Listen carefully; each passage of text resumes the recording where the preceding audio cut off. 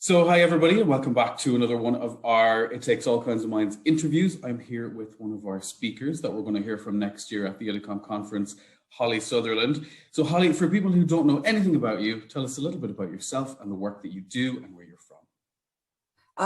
Hi, I'm Holly Sutherland. I'm from England, but I currently live and study in Scotland. And I'm a PhD student looking at autistic social communication from the autistic perspective. Excellent. And Holly, you're autistic yourself. When were you originally diagnosed with autism, and what were the initial telltale signs? So I was diagnosed after moving to secondary school, where they kind of immediately put me in with like the SEND team, who were like, have you considered your daughter may be autistic? But even the primary school I went to, which was like a very small village primary school, had kind of gone, there's something quite unusual about this child, and had, you know, they had very limited provision for children who had kind of special educational needs. And I was put in with those guys. Like, I was very academically precocious, not very good at social interaction, not particularly interested in the other kids, would far prefer to read, frequently upset people without really understanding why I'd upset them. Okay. Couldn't, you know, frequently was like, why are you angry with me? And my mother, who was like, I'm just tired, I'm not angry with you. So couldn't read facial expressions at all. And was just clearly like, you know, a kid who was doing her best, but was not sort of particularly well suited to the sort of environment that everybody else seemed to be thriving in. Okay. So how does autism like manifest on a daily basis for you? What does it look like? I think for starters, I would be like talking about manifesting autism sort of implies a little bit that's like something I have on top of being me, as opposed to it just sort of describing like, I'm an autistic person. It's a type of person. It's not, you can't be like, how is your autism today? Or what is your autism like? Like, I'm just me, it's inextricable.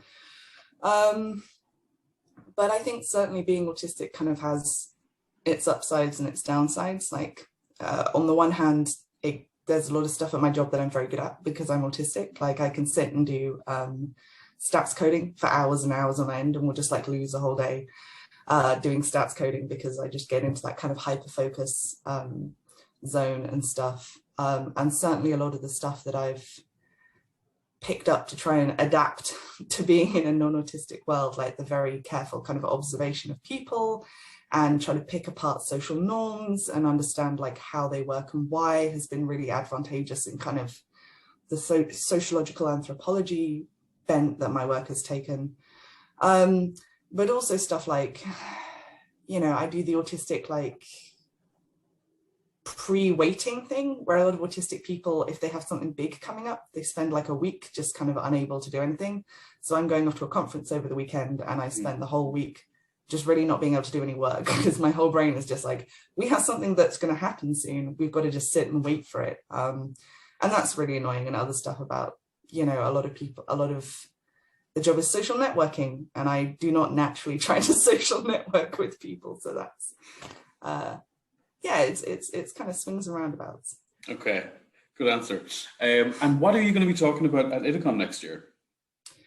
So I'm going to be talking about some of the research that I'm currently just about to start doing, actually, and some theory work I've been doing and a bunch of different stuff. But the title of my talk is Whose Support Is It Anyways? And the idea of this is, as we move towards a neurodiversity-oriented model for kind of structures that are in place for care for neurodivergent people, including most kind of pertinently neurodivergent people with intellectual disabilities, historically that's been oriented around the idea of like curing these people or making them normal. And as we increasingly understand that that's not possible, not desirable, not good for the person, that then kind of leaves the question of, if we have support services in place, what are we supporting people towards? So what is, you know, if you have somebody who has intellectual disabilities and is in full-time care and probably will be for the rest of their life, what does support for them look like? You know, how do we find out what their life goals are and what makes a good life for them? And just sort of working through some of the issues associated with that. Fantastic. I'm looking forward to it. And why do you think neurodiversity as a concept is so important to the community? Oh man, that's a really big question. I think it's really important, at least for my work, because it gives a more accurate view of what's going on with these kinds of things.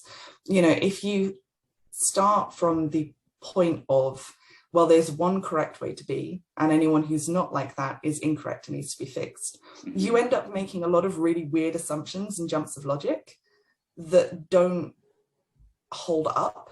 And then when you start getting results that don't line up with those assumptions, rather than being like, well, I have a different paradigm I can switch to, you're just like, well, clearly I've done my studies wrong. So starting from a point where you're like, everybody's different and that's completely normal, and some people are different in ways that we categorize as neurodiversity, but that's fine, puts a far higher kind of burden of proof on arbitrarily calling something a deficit. So a lot of my work is looking at kind of autistic social communication, which historically has been framed as like autistic people are bad at socially communicating. And we have a lot of results now that are saying that's probably not the case, and probably it's kind of a miscommunication thing. But also we're now looking back at stuff that people didn't, like historical experiments people did, and realizing that the ways in which they interpreted them, because they were working with this deficit model, rather than being like, maybe people are doing these things deliberately, or maybe this is a different way of doing things, hampered actually their ability to understand their findings. So I think from that perspective, it's really important to have this model that's like, if you're going to call something a deficit, you need to be really, really sure that it's actually like causing harm to the person and to the people around them, rather than just arbitrarily categorizing all difference as something that's bad. Amazing. Okay, well, Holly, thank you for joining me today. I really, really appreciate it. Looking forward to meeting you in person at IDICOM next year, and enjoy your conference. And we'll speak to you soon. And for anybody who wants to know more information about Holly and her work, visit idicom.org.